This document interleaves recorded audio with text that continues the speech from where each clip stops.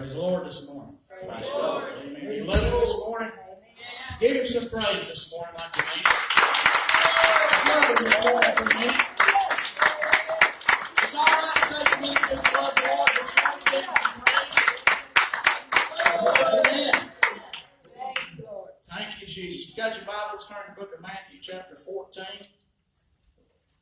That's a very familiar scripture. I know we've taught on this, we've preached on this, but I had a new revelation as I was reading this last night. God gave me about 2 or 3 different ideas, and I don't know which way to go, so I'm just going to follow Him, and we'll see where it goes. The book of Matthew, chapter 14, starting with verse 22. It says, "And straightway Jesus constrained His disciples to get into a ship, and to go before Him unto the other side, while He sent the multitude away. And when He had sent the multitudes away, He went up into a mountain apart to pray.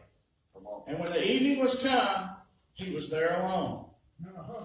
But the ship was now in the midst of the sea, tossed with waves, for the wind was contrary. And in the 4th watch of the night, Jesus went in unto them, walking on the sea." How many know that the 4th watch is the darkest hour of the night? Come on. "And when the disciples saw Him walking on the sea, they were troubled, saying, It is a spirit. And they cried out for fear. But straightway Jesus spake unto them, saying, Be of good cheer. It is I. Be not afraid. Come on. And Peter answered Him and said, Lord, if it be Thou, bid me come unto Thee on the water. And He said, Come. And when Peter was come down out of the ship, he walked on the water to go to Jesus." And I'm going to stop right there for a minute, because the thing that the Lord showed me when I was sitting reading this last night is the reason we can't get the move of God that we want is because we're still hanging on to the ship. Come on. We're still hanging on to the thing that's tangible. The thing that we can touch. We're still hanging on to our problems. We're still hanging on to too much flesh. We're not turning hold of the things that God said, hey, come on. When He said come, that meant leave it all behind. That meant let it go. Don't worry about it. Step away from it. You got to step out of that ship if you want to get that move of God. If we want to get that move of God that we so desire in our hearts, we've got to get rid of flesh. Hello, that's what He showed me, because that ship was something that was tangible. It was something that could be touched. We can touch flesh. We can touch problems. We can touch the things that we can see. But until we step out of that, into that water, that thing that we can't see, we're not going to get that move. We're not going to get that move, Mama Jean, until we step out on faith. Chris preached about it Wednesday. Now faith, through faith, and by faith. What does it take to move? God. Come on. Takes faith. That's right. The whole time Peter was sitting there looking at the Lord and walking on the water, he was walking on faith. He wasn't walking on water, he was walking on faith. How many of us remember watching Indiana Jones? And he's sitting there and he's looking across that gulf and there's nothing. And he's sitting there reading the book that his dad had wrote. And it said, the steps of a righteous man are ordered by the Lord. And he's sitting there looking at it. And he's like, I don't know if I can do this right. But what does he do? And as soon as he takes that step, he sees it. Didn't he? As soon as he took the step, the path was revealed. Some of us are not taking that step for the path to be revealed to us. God's sitting there saying, come on, I'm right here, I'm right here, I'm right here, and we're not taking the step. We're still hanging on to the boat. We're still hanging on to the things that we can touch. Come on, Craig. Come on. It said that they looked and they saw Him walking on the sea. And they cried out with fear because they thought He was a spirit. Guess what? They were right. They were 100% correct. Because the Spirit of God was cloaked in that fleshly body. That Spirit of God was cloaked in that fleshly body. They were 100% right. They were looking at a spirit. They were looking at the manifestation of God. And they were looking at someone who said, "Come unto me." Turn aside from the things that's holding you back. Let go of those things that's keeping you from the walk of God that you want to have. Because until you let it go, you're not going to get it. Hello. Come on. You had 11 other men sitting in that boat, just looking. Right. That's what the church looks like sometimes. Come on. I can't do Chris's buzzard imitation. I'm not that good. But that's what the church looks like sometimes. Somebody will step out and you got the rest of the church is going. Yeah. That's true. Come on. Look at him, he's crazy. Come on. He don't know that he's walking on water. Come on. We can't do that. Come on. Guess what? No, we can't. But God can.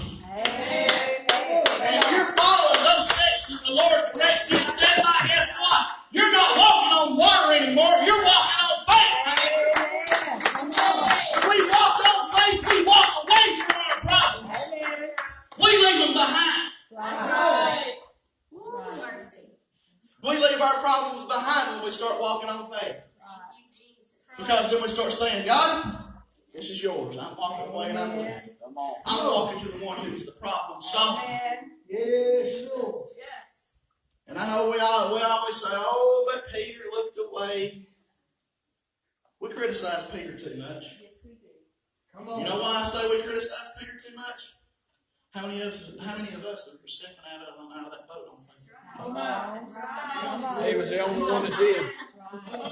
We give him too much criticism because there was one man that stepped out of the boat and there was 11 that still sat behind. Come on. Later on down in there, you read on, after Jesus reaches out and picks him up. And the rest of them sitting there in the boat going, "Woo, surely thou art the Son of God." And I wish I could have been on that boat and just looked at Peter when he said, probably just thinking, this is preacher's imagination. Probably turned around and said, "Where were y'all at? Come on. Where were y'all at?" Right. It's easy to say, "Yes, Lord," Come when on. everything's going good. It's easy to say, "Yes, Lord," when you're not the one stepping out on faith. It's easy to say, "Yes, Lord," when you're not the one having to fight the battle. It's easy to say, "Yes, Lord," when you're not the one walking in the storm. It's easy to say, "Yes, Lord," when you're not the one that's having it happen to them. But guess what? When you step out of that boat, Come on. now you're on your own. Now you're on your own. You know, I was listening to some preaching this morning, and it tore me up one side and down the other in a good way. It got me wired up and fired. Because the man of God was preaching, he said, you know, everybody wants to be on the right hand of God. But he's calling people to be on his left hand. And I said, where's he going with this? Everybody wants to be the right hand. Are you right? How many people are in your right hand? Come on. Now, how many people are in your left hand? Bless your heart, friend. I'm not picking it. It's all right. My mama's left-handed. It's okay. And Lily is too. But look. Victoria's left-handed. All right, 3. All right, let's not get excited. I'm making a point, and y'all picking it apart. Look at the majority that were right-handed. But look at the minority that was left-handed. He's looking for a people that's going to depend on him. He's looking for a people that's not seeking worldly fame and fortune and power. He's seeking a people that's saying, God, I need you. Yes. Amen. That's why we're the minority. Come on. Everybody else is like what he was talking about, seeking the fame, the fortune, the money, Right. the glory of man. Come on. While there's a minority that's saying, God, I just want to stand before you. I just want to be humble before you. Amen. Meek. It don't mean weak. But Peter was bold enough that when God said, come, he was now the minority because the majority was still in the boat. Come on. He was the minority that stepped out of that boat and said, okay, Lord, you lead my steps. Come on. You guide me. Amen. You show me where to step and when to step and how to step. Come Come on. on. And I'm not going to move until you tell me to move. Come on. Come on. While the rest of the majority was sitting back there saying, he's crazy. Come on. He'll never make it. Yep. Come on. Come on. How do you know you're not going to make it till you try? That's right. Come on. That's right. Yes, Peter did falter and he did fail. But how many of us faltered and failed too? Come on. Come on. But guess what? God picked us back up and said, come on, let's try it again. Amen. Amen. Let's try it again. Come on, son, let's try it again. But some of us fail that one time Come on. and we get scared to step back into that boat again. Come on. Come on. We get afraid to step back into the boat. The devil sits there in here. You can't do that. Come on. You failed last time. You'll sink. Come on. Sometimes it's going to take a boldness of Peter. When he said, come! There should have been 12 men step out of that boat. Come on. Come on now. That's right. Right. An open invitation. Come on. There was an open invitation. He didn't say, Peter, come on. That was for any of them. He said, come! That was a blank check that said, step out on your faith. There should have been 12 men that stepped out of that boat in unison saying, I'm coming to you, Lord. Come on. Yes. They just witnessed a miracle right before that. He just said 5,000. Come on. With 2 fishes and a few loaves of bread. Come on. And they thought this was a hard thing. Come on. Hello? Come on. What's wrong with us, church? Do we think it's too hard of a thing when God tells us to step out of our flesh and say, come on? Lord, Lord. Come Come on. on. Come on. We've been doing some flesh preaching here lately. Oh man. Come on. Come on. Why do you think that is? God's telling us, hey, step away from it. Come on. You step out of your flesh, guess what? You coming closer to me. You stepping out of the flesh, you're stepping out of those boundaries of that boat that's trying to hold you back. You're stepping away from the storm that's rocking your flesh.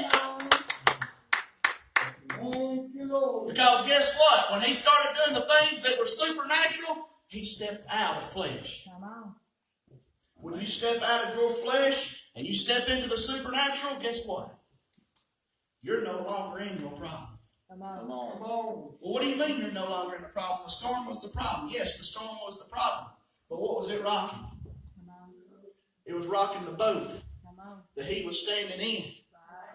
When he stepped out of that boat, he was no longer in that problem that was happening behind him. Because I don't read anywhere where it said Peter was still being tossed and thrown around on that ocean while he was walking around. Come on. Come on. He was walking. Yeah. Just like if I was walking right here. Right. There was water all around. Come on. But he wasn't getting tossed. But they were still letting him in back there and getting tossed around and beat up and thrown around and all kinds of other things. Come on. Come on. I think if I'd have been those 11 men standing back there and seen Peter was walking calmly across that water, said, he can do it, I can do it. Come on. But we get scared. We want to hold on to that flesh because it's comfortable. Come on. It's Come comfortable. on. It feels good. Come on. That chair's soft. It feels good.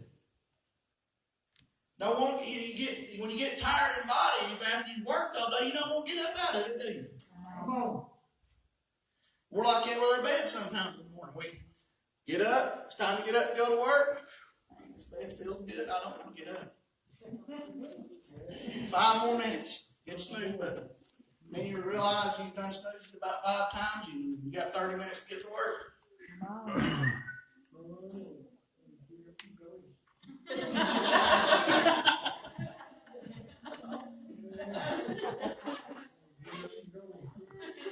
Got to get up and go. But we're like that with our flesh. Hello? We'll take that problem and we'll hold it and we'll pet it and we'll love it. Come on. Even though it's causing us the problem. Come on. Even though it's causing us the heartache. Come on. Even though it's causing us the hurt. Come on. We'll still hold it and pet it. Why? Come on. Because I can touch it. Come on. It's a security blanket. Yeah. Any of us had kids? And your kids have a security blanket, something they had to have wherever they went. Just had to have it. If they didn't have it, they had a nuclear meltdown. I got 2 of them still like that. Lord's working on one of them. We're getting there. But our problem becomes our security blanket. It becomes that boat. We don't want to turn it loose because we can still touch it. Come on. We can still get the, oh, it's okay, brother. It's okay, sister. I'm praying for you. I love you. It's going to get better. It'll be all right. No. Rather than when Jesus will sit there and say, God, take this problem away. Lord, I'm putting this in your hands. And then we get up and he says, come. When we get up at the altar, what we supposed to do? Lay it down, right? What did Peter do when he stepped out of the boat? He left the boat behind. He didn't take it with him. He looked kind of silly sitting there trying to walk across the water. On, hang on, Lord. Hey, hang on a minute. I got to pull this with me just in case. Hang on. Come on. No man. That's what we look like. If we could see in the spiritual how we look, we would look absolutely silly. Right. Come on. Hold on to it. Come on. You just got to have a preacher's imagination, you right? I'm goofy anyway, so y'all know that. But we do. We'll sit there and say, okay, Lord, I'm coming. Coming, Lord. Wait just a minute. This is heavy. Hang on. He didn't say for us to hang on to it. He said, let it go and come.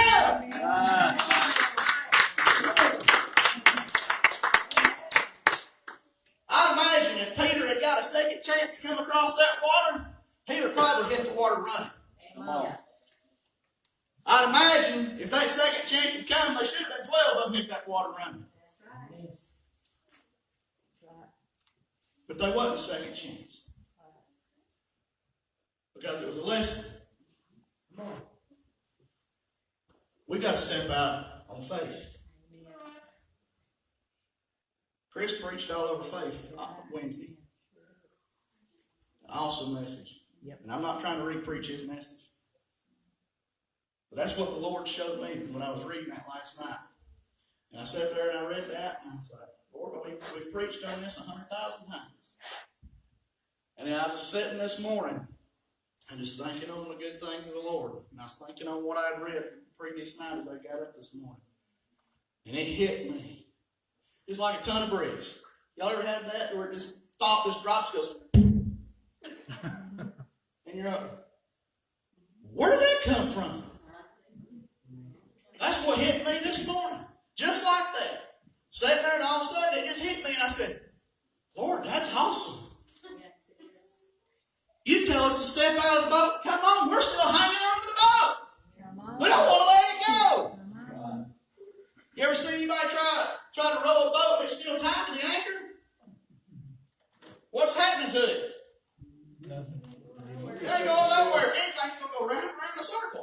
Because it can't get nowhere. Still tied down. What are we doing when we're still trying to hold on to that boat? Come on. We're still sitting there, Right. trying to pull 11 other people that are sitting there full of doubt and unbelief didn't want to step out of the boat. Come on. Honey, it's time to quit looking at everybody else and start worrying about Come Jesus. on. I'm coming to you. Right. Come on. It's time to quit worrying about the 11 other people still in the boat saying, you're crazy. You can't do that. You're going to drown. Come on. You look silly. What are you doing? You're not going with the flow. Come on. Come on. Last time I checked, Jesus didn't go with no flow. Right. He didn't go with no grain either. He went against the grain. Why? Because he got rid of flesh. Amen. When we step out of that boat, guess what we're stepping away from? We're stepping away from flesh. We keep saying, Lord, get this flesh away from me. Help me kill this flesh, Lord. And then we'll pick it up and take it right back with us every time we get it. Come on. Lord, help me get rid of these anger problems that I have. And I'll pick it right back up and go out on, get on the highway and yell and scream at somebody for pulling out in front of me. Hello? If we step out of the boat, we got to be committed. We've got to be committed. Wholeheartedly committed. Is anybody getting anything out of this morning? Come on. Good. Come on. I'm hoping it wasn't just for me. If it was, Lord, I'll take it. Thank you. It was good. It fed me this morning. I told Sarah when I was getting ready this morning, I said, I got something good. Lord gave me something good. She said, what? I said, I keep telling you. She looked at me and goes, that's not right. I said, you'll find out at church.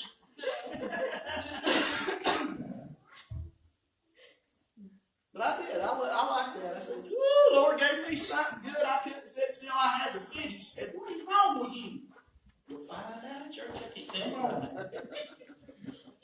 Why don't we get that excited when God gives us something? Amen. Come on. All right, bro. Every time we get in this church and somebody delivers something from that sacred desk, guess what? God's giving you something.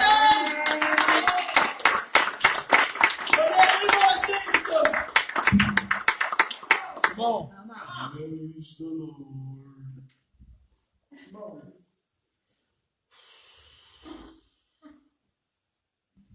Wish we'd hush and go.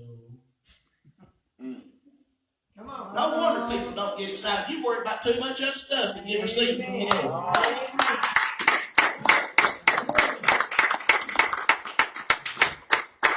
Preachers, when y'all receive out a message, if you're sitting there trying to think about 15 other things than what you're trying to get channeled in with God, is God going to give you anything?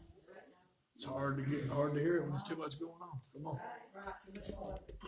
Right? But when you get that one-on-one, and you get that hookup, what happens? Light bulbs start going off. Amen. Come on. And you're sitting there going, ooh, Lord, thank you, Jesus. You start getting excited, don't you? Unless you get one of them whipping messages like I tend to get, and you're like, oh, God, no, please, no.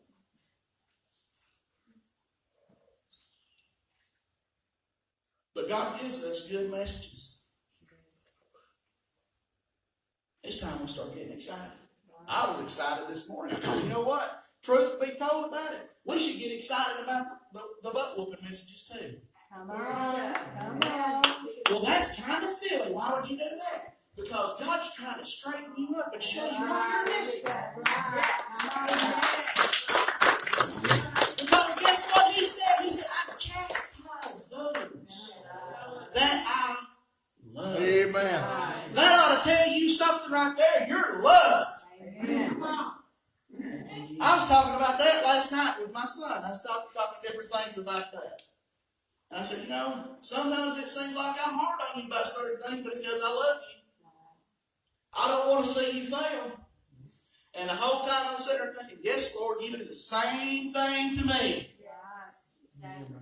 Sometimes He gives that tough love because He don't want to see you fail. Amen. Come on. Amen. He loves you that much. He loves us enough that He died for us. Right. What greater love? It says no greater love than this, than a man lay down his life for his friends. Is there any greater love than that? Do you love the Lord this morning? Amen. Were you I don't know about you, but I was excited about this word this morning. I'm ready to step out of the boat. Good word. I'm ready. How many of them said you're ready to step out of the boat and step out of the flesh? Come on. If we want to get where God wants us to be at, guess what we're going to have to do? We're going to step out of flesh. We're going to step out of the boat. We're going to have to step out of self-understanding. Come on. Right.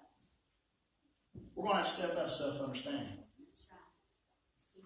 God don't use, I'm not saying He don't, but God don't use PhDs and doctorates and theologies and ideologies, and He uses the simple things. The simple things. Why do you think sometimes we'll read something and we'll read it one time and get one thing out of it, and read it another time and get something else out of it, and we might read it one time and get nothing out of it? You're like, what am I supposed to do with this? Don't throw it away. Because guess what? If I had threw away what I read last night, and I said, God, I've read this 500,000 times. We preached on it 100,000 times. Do you think if I had thrown that away, that God would have showed me this morning when I was thinking back on what I read, hey, we're still hanging on to the boat. No, we wouldn't have, because I would have thrown it away. We throw away nuggets and don't even realize it sometimes. We'll sit more blatant, we'll just idly read. I'm guilty. Anybody else? I'm going to get my Bible and I'm going to read. And we'll just read. We'll do it just like that, like reading a magazine. But do we take it here? If we don't take it here, what good are we doing? Do you love the Lord this morning? Amen. Amen. I hope somebody got something out of this. Give the Lord a hand clap of praise.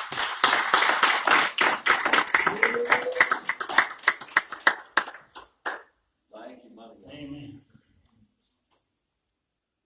But that tickled me though when I read that last verse. It says then, verse 33. It says, then they that were in the ship came and worshipped it, saying, of a truth, thou art the Son of God. And I could, like I said, I could just see Peter saying, where were you at? What were you doing? How can you praise Him if you weren't out here actually battling this? That ought to be some encouragement to step out of the boat a little bit. We need to step out of the boat, church. Step out on that faith. He loves us. I love you. I love the Lord this morning. Come on. If anybody needs prayer, come and pray. Or if anybody needs to come to the altar, the altar's always open. If not, I'll turn it back over to the pastor. Amen. All hearts and minds clear. All right. Thank you, mighty God. Thank you, Jesus. Thank you, Lord. Lord, Thank you, you Lord. know, I was thinking, this has got to be one of the faithless generations. Come on. It's got